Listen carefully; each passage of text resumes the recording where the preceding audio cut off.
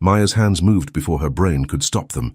The elderly woman sitting alone at table 12 looked frustrated, tears pooling in her eyes as she pointed at the menu. The restaurant was packed with men in expensive suits who kept their distance from her table, and Maya understood why the moment she saw the confusion on the woman's face. Without thinking, Maya's fingers formed the signs she'd learned years ago. "Can I help you? What would you like to eat?" The woman's face transformed, lighting up with joy and relief as her own hands flew into motion. Maya was so focused on the conversation that she didn't notice the entire restaurant had gone silent. She didn't see every man in a black suit turn to stare. She didn't feel the weight of the dangerous gaze burning into her back from across the room. But when a deep voice spoke directly behind her, smooth as velvet and sharp as a blade, her blood turned to ice. "Where did you learn to speak to my grandmother?" If you want to discover how this story began and what happened after this moment, subscribe to the channel and leave a comment telling us where you're watching from. Each view helps bring more stories like this one. 3 weeks earlier, Maya Chen had stood outside Valentino's ristorante with her daughter's hand-drawn picture folded in her apron pocket and a prayer on her lips. She needed this job. The interview at the most exclusive Italian restaurant in Manhattan was her 4th attempt this month to find work that paid more than minimum wage. The restaurant screamed old money and danger. Floor-to-ceiling windows overlooked Central Park. Crystal chandeliers caught the afternoon light, and even the doorman wore a suit that probably cost more than Maya made in 6 months at her current diner job. "Miss Chen?" A thin man with silver hair and cold eyes appeared. "I'm Marco, the general manager. Follow me." Maya's sneakers squeaked against the marble floor as she followed him past tables set with china, so delicate she was afraid to breathe near it. Her resume was a joke compared to this place. 3 years at Lou's Diner in Queens, 6 months at a coffee shop before that. She had no fine dining experience, no references that mattered, no reason they should hire her, except she was desperate, and desperation had a way of making people brave. "You'll start in the private dining rooms upstairs," Marco said without looking at her. "You'll serve only the family and their associates. You will not speak unless spoken to. You will not make eye contact with the guests. You will forget everything you see and hear, understood?" The hair on Maya's neck stood up. Family. Associates. The way he said it made it clear this wasn't just a restaurant. "Yes, sir."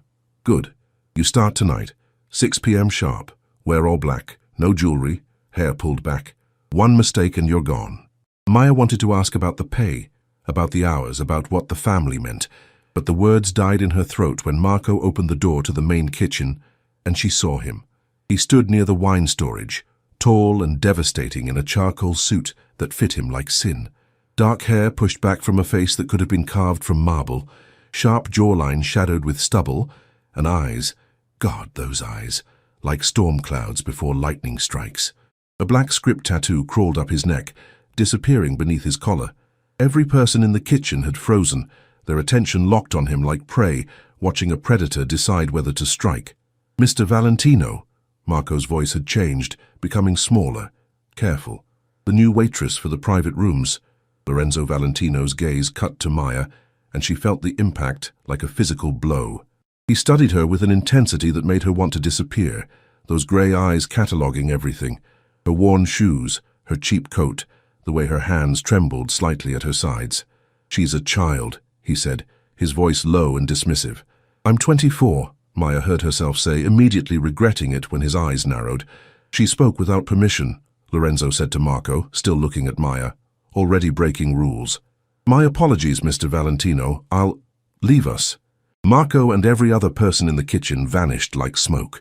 Maya stood alone with the man who made the air itself feel dangerous, her heart hammering against her ribs. Lorenzo moved closer, slow and deliberate, until she had to tilt her head back to maintain eye contact. He smelled like expensive cologne, and something darker, something that made her think of power and violence and secrets kept in shadows. "You have a daughter," he said.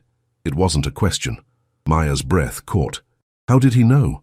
She hadn't mentioned Lily in her application, hadn't brought her up in any interview. She started, then stopped. Was this a test?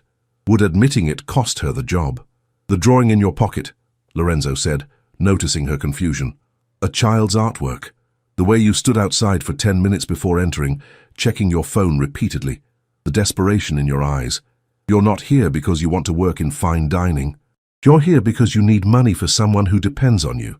Every word was accurate, and the fact that he'd observed all of that before she'd even entered the building made her skin prickle with unease. Yes, she whispered. I have a 4-year-old daughter. Her name is Lily, and her father. Gone. It's just us. Something flickered in Lorenzo's eyes. Recognition, maybe, or memory, but it vanished before Maya could identify it. The private rooms served dangerous men, he said quietly. Men who would not hesitate to use a single mother's desperation against her. Men who see vulnerability as opportunity. Do you understand what you're walking into? Maya thought of Lily's upcoming birthday, of the eviction notice on her apartment door, of the student loans crushing her and the medical bills from Lily's birth that never seemed to end. I understand, she said, and I'll take the job anyway. Lorenzo studied her for a long moment, then pulled out his phone and made a call. Marco, the new waitress starts at $8,000 a month plus tips. Private room rotation only, schedule her around school hours. Maya's knees nearly buckled. $8,000 a month. That was triple what she made now. Mr. Valentino, thank you, but that's... You have 3 seconds to decide. Accept the salary and the rules that come with it, or leave and never come back. I accept. Good. He turned to walk away, then paused. And Miss Chen, when I'm in the building, you'll address me as Sir. When I'm not, you'll forget I exist. Those are the only 2 options that keep you and your daughter safe. Maya quickly learned that working at Valentino's meant existing in 2 worlds simultaneously. Downstairs, the restaurant served New York's elite, celebrities, politicians, old money families. Upstairs, in the private dining rooms, was where Lorenzo Valentino conducted the real business of his empire. She served men who spoke in low voices about territories and shipments and problems that needed to be handled. She brought wine to tables where hands bore tattoos and scars in equal measure. She learned to move like a ghost, present but invisible, necessary but forgettable. Lorenzo appeared every Thursday night at exactly 8 p.m. for dinner, with associates who looked at him with a mixture of fear and loyalty that Maya couldn't fully understand. He never acknowledged her directly, never looked at her twice, but she could feel his awareness of her presence, like heat against her skin. 6 weeks into the job, on a cold November evening, Maya was setting up the main private dining room when an elderly woman was escorted in by 2 bodyguards. She was tiny, elegant in a navy dress and pearls, with white hair swept into a soft bun and eyes the same stormy grey as Lorenzo's. The bodyguards settled her at the table, then took positions by the door. The woman looked around the room, her expression somewhere between regal and lonely, before her gaze landed on Maya. She smiled warmly and spoke, but the words came out slurred and unclear. Maya froze, recognition dawning. The woman was deaf. The way she vocalized, the slight hearing aids visible in her ears, the careful way she watched Maya's face. Maya had seen it all before. Before she could stop herself, Maya's hands moved into the signs she'd learned during her semester, volunteering at a deaf community center during college. Good evening. My name is Maya. Can I help you with anything? The woman's entire face transformed. Her eyes lit up with such joy and relief that Maya felt her chest tighten. The woman's hands flew into motion, signing rapidly. You know sign language. Oh, my dear, what a gift. No one here can speak with me. I've been so lonely. I only know basic ASL, Maya signed back. I'm not fluent. It's more than anyone else here bothers with, the woman signed, her smile sad now. My grandson tries, but he's so busy. He thinks I don't notice how much time has passed between visits.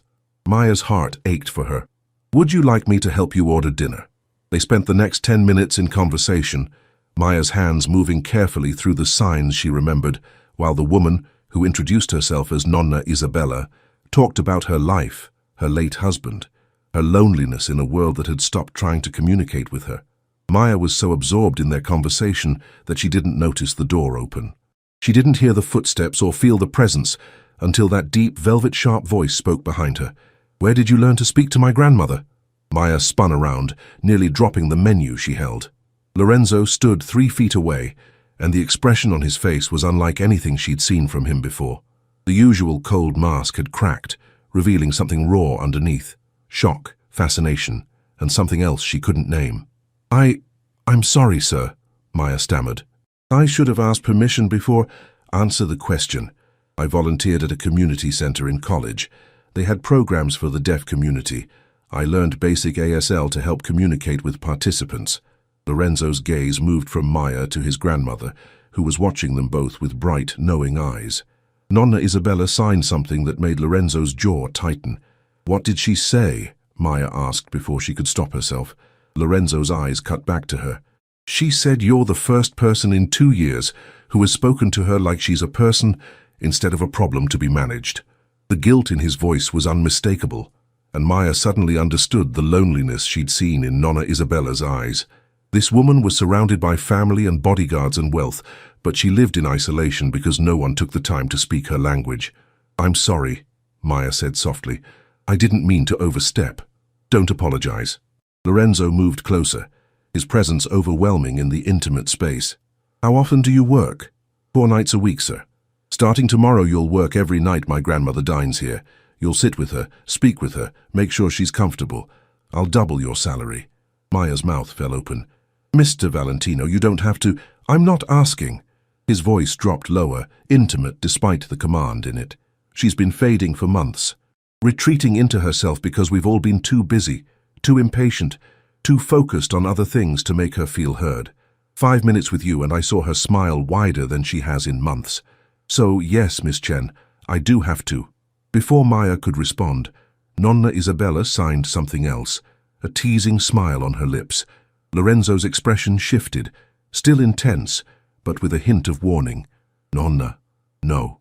The old woman laughed silently, her shoulders shaking, then signed directly to Maya. What? Maya asked, looking between them. She's being inappropriate, Lorenzo said tightly. She said you watch me, Maya translated, her cheeks heating. When you think no one notices. The silence that followed was charged with tension. Lorenzo's grey eyes locked onto hers, and for the first time since she'd met him, he didn't look away. My grandmother, he said carefully, sees things that aren't her business. So it's not true, Maya challenged, surprising herself with her boldness. Lorenzo stepped closer, close enough that she could see the silver flecks in his grey eyes, close enough that the heat of his body made the air between them feel electric. I didn't say that. The routine changed after that night. 3 times a week, Maya arrived early to spend an hour with Nonna Isabella before the other dinner guests arrived. They talked about everything. Isabella's youth in Sicily, her marriage to Lorenzo's grandfather, the son she'd lost, Lorenzo's father, to the life that claimed so many men in their world. Through these conversations, Maya learned the truth about the Valentino family. They weren't just restaurant owners or businessmen operating in moral grey areas. They were the Valentino crime family, one of the 5 families that controlled organized crime in New York. She should have been terrified, should have quit and run, but every time she considered it, she thought about the way Nonna Isabella's face lit up when Maya signed to her, the way Lorenzo watched his grandmother laugh with an expression of such profound relief that it made Maya's chest ache. And she thought about the way Lorenzo had started staying longer after his business dinners were done, how he'd appear in the doorway while Maya and Nonna Isabella talked, leaning against the frame with his arms crossed, just watching. How his eyes followed Maya's hands as they moved through signs, his expression softening in ways that should have been impossible for a man with his reputation. 2 months after the first encounter with Nonna Isabella, Lorenzo asked Maya to stay after her shift. She waited in the empty private dining room, her heart racing, wondering if she'd finally crossed some invisible line. When Lorenzo entered, he looked tired in a way she'd never seen before. His tie loosened, his jacket discarded, the careful mask of the dangerous Mafia boss slipping to reveal the exhausted man underneath. My grandmother asked me to thank you, he said, moving to the bar and pouring 2 glasses of wine without asking if she wanted one. She says you've given her something she thought she'd lost. I just talked to her, Maya said, accepting the wine glass he offered. That's all. That's everything. Lorenzo sat across from her, close enough that their knees almost touched. Do you know why I hired you? Because I was desperate enough to say yes? Because you reminded me of my mother. He took a long drink of wine. She had the same look in her eyes that you did when you walked in here, the same desperation to protect someone she loved more than her own life. My father was a soldier then, not the Don. We were poor, and my mother worked 3 jobs to keep us fed. Maya had never heard him talk about his past, about anything personal. Everyone in the restaurant treated him like he'd been born powerful, born dangerous. But the man sitting across from her now looked like someone who understood exactly what it meant to struggle. What happened to her? She died when I was 16. Cancer that we caught too late because she wouldn't spend money on doctors when that money could feed us instead. His jaw tightened. I became my father's heir that same year. Built this empire partly to honor her memory, partly to make sure no one I care about ever has to make the choices she made. I'm sorry, Maya whispered. Lorenzo's eyes found hers. Don't be. Just promise me something. What? If you ever need anything. Money, protection, help, you come to me. No pride, no hesitation. You come to me. The intensity in his voice made her shiver. Why would you do that for me? Because in 3 months you've made my grandmother happier than I've managed in 3 years. Because you work harder than anyone I've ever met and never complain. Because your daughter draws you pictures that you carry like they're made of gold. He leaned forward, his voice dropping. And because every time you walk into a room, I forget how to think about anything else. Maya's breath caught. Mr. Valentino.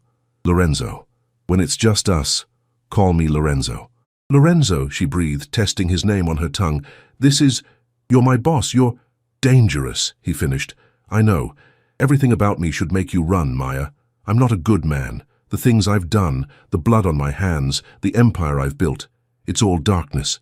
But when I'm near you, I remember what light looks like. He reached out slowly, giving her time to pull away, and brushed a strand of hair behind her ear. The touch was gentle, reverent, completely at odds with everything she knew about him. I'm not asking you for anything, Lorenzo continued. I'm just telling you the truth. You've been in my head since the moment you spoke without permission in my kitchen. You've been in my dreams since I watched you sign to my grandmother. And I'm trying very hard to respect the fact that you work for me, that you have a daughter to protect, that getting involved with me would put you in danger. I'm trying, Maya, but God, it's getting harder every day. Maya knew she should stand up, should leave, should maintain the professional distance that had kept her safe. But instead, she found herself leaning closer, her hand reaching out to touch his face. What if I don't want you to try anymore? Lorenzo's eyes darkened. His hand covered hers, pressing it against his cheek. Then I'd tell you that once I start, I won't be able to stop. That I'll protect you and your daughter with everything I have. That I'll be possessive and jealous and probably drive you crazy. That my world is violent and you'll have to learn to live with things that will scare you. And if I said I'm already scared, but not of you, then I'd ask if I could kiss you, Bella, because I've been wanting to since the moment I saw you standing in my restaurant, looking terrified and brave in equal measure. Yes, Maya whispered. Lorenzo kissed her like she was oxygen, and he'd been drowning. His hand cupped the back of her neck, gentle despite the intensity in every line of his body. The kiss started soft, almost questioning, then deepened into something that made Maya forget where they were, forget every reason this was complicated.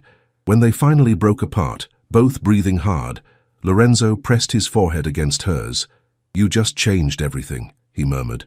I know, Maya said, and she did. She'd just stepped off a cliff, and the only thing she could do now was trust that Lorenzo would catch her. For 3 perfect weeks, Maya lived in 2 worlds. By day, she was a single mother dropping her daughter at preschool, paying bills, living in her small Queens apartment. By night, she entered Lorenzo's world. The private dinners, the soft touches when no one was watching, the way he'd find excuses to be near her. They kept it secret. No one could know the Mafia boss was involved with one of his waitresses. It would make her a target, make Lily a vulnerability to exploit. So they stole moments in empty hallways, late-night phone calls after Lily was asleep, and carefully blank expressions when others were around. But Nonna Isabella knew. She watched them with knowing eyes and signed to Maya that she hadn't seen her grandson smile like this in years, maybe ever. Maya should have known perfect things never last. It was a Wednesday night, and she'd brought Lily to work for the first time because her usual babysitter was sick. Lorenzo had insisted, had made up a story about the restaurant needing extra waitstaff for a private event, had arranged for Lily to stay in his office with coloring books and snacks. Maya was serving in the private dining room when she heard it, raised voices, the crash of something breaking. Then Lorenzo's voice, cold and lethal. Get her out, now. Marco appeared at Maya's elbow. Miss Chen, you need to come with me immediately. What's wrong? What's happening? Your daughter, there's been a situation. Maya's heart stopped. She ran, Marco keeping pace behind her, until she reached Lorenzo's office. The door was partially open, and through it she could see Lorenzo kneeling in front of Lily, his voice impossibly gentle. "It's okay, Piccola. Can you tell me what the man said?" Lily's lip trembled. "He said I was pretty. He wanted to know where my mama was." Ice flooded Maya's veins. She pushed into the room, gathering Lily into her arms. "Baby, are you okay? Did he touch you?" "No, Mama. Mr. Lorenzo came before he could." Maya looked up at Lorenzo, who had stood and was watching them with an expression that made her blood run cold. This wasn't the man who kissed her gently in empty hallways. This was the Mafia boss who ruled through fear and violence. "Who?" Maya demanded. "Sergio Maroni," Lorenzo said quietly. "A rival family's underboss. He was here for a negotiation meeting. I'll handle it." "Handle it how?" Lorenzo's jaw tightened. "You don't want to know?" "Yes, I do." Maya stood, keeping Lily pressed against her side. "Tell me exactly what you're going to do." "Maya, tell me." "I'm going to make sure he never looks at another child again," Lorenzo said, his voice like broken glass. "I'm going to make sure every family from here to Chicago knows that touching what's mine is a death sentence. I'm going to—" "Stop." Maya's hands were shaking. "This is exactly what I was afraid of. The violence, the danger, putting Lily in the middle of your war. She's only in danger because I wasn't careful enough, because I let my guard down and allowed someone who should have been thoroughly vetted into this building while she was here." Lorenzo moved closer, his voice desperate now. "Maya, please, let me fix this. You can't fix this. You can't promise to keep her safe when your entire world is built on violence. Then I'll change my world. I'll step back from the family, And who takes over? Someone worse? Someone who won't protect us the way you would?" Maya felt tears burning her eyes. "I was a fool to think we could make this work." Lorenzo reached for her, then stopped when she flinched. The pain that flashed across his face nearly broke her resolve. "Don't do this," he said softly. "Don't run because you're scared. We can figure this out together." "I'm not running because I'm scared of you. I'm running because I love you, and that terrifies me more than anything else in your world could." The confession hung in the air between them. Lorenzo stared at her, his expression unreadable. "You love me," he repeated, like he was testing the words. "Yes, and that's why I can't stay. Because loving you means Lily becomes a target. Every enemy you have, every rival who wants to hurt you, they'll come after her to get to you. I won't let that happen." Maya picked up Lily, who had started crying quietly, and headed for the door. Lorenzo didn't try to stop her, but his voice followed her into the hallway. "I love you too, Maya, and I swear to you, I will make our world safe enough for you to come back to me." 4 months later, Maya stood in the community center where she'd first learned sign language, watching Lily play with other children in the after-school program. Her phone buzzed with a message from an unknown number. "Turn on the news, Channel 7. She pulled up the news on her phone, and her breath caught. The headline read, "Major Mafia Crackdown. 5 families agree to historic peace treaty." The video showed Lorenzo standing at a podium with 4 other men, all of them in expensive suits, all of them looking like the dangerous men they were. But Lorenzo looked different, calmer, more at peace than she'd seen him. "After months of negotiation," the reporter said, "the 5 families have agreed to unprecedented terms: no criminal activity involving children, mandatory rehabilitation programs instead of violence for disputes, and a joint task force to eliminate human trafficking in New York. Legal experts say this treaty, while not making these organizations legal, represents a significant shift toward harm reduction." Maya's hands trembled as she watched Lorenzo speak about protecting the innocent, about learning from the past, about building something better for the next generation. Another message came through. "I told you I'd make our world safer. The address below is yours if you want it. No strings, no expectations, just me hoping you'll come home." The address was in Brooklyn, a brownstone in a good neighborhood near excellent schools. Maya looked at Lily, who had learned 3 new signs from Nonna Isabella during their secret visits over the past months. She thought about the life she wanted for her daughter, safe, but also full of love and family, and the kind of fierce protection that only someone like Lorenzo could provide. She picked up her phone and typed, "I'm coming home, but we need to talk about boundaries." The response came immediately. "Anything you want, Bella. I've been waiting for you." 3 years later, Maya stood in the garden of their home watching Lily, now 7, teaching Lorenzo new signs. while Nonna Isabella laughed silently beside them. The old woman had moved into the guest house, refusing to be anywhere else, and spent her days surrounded by the family she'd always wanted, finally able to communicate with all of them. Lorenzo caught Maya watching and crossed the garden to wrap his arms around her waist, pressing a kiss to her temple. "Happy?" he murmured. "Terrified and happy," she admitted. "Is that allowed?" "It's perfect, just like you." Maya turned in his arms, signing, "I love you," because Nonna Isabella had taught her.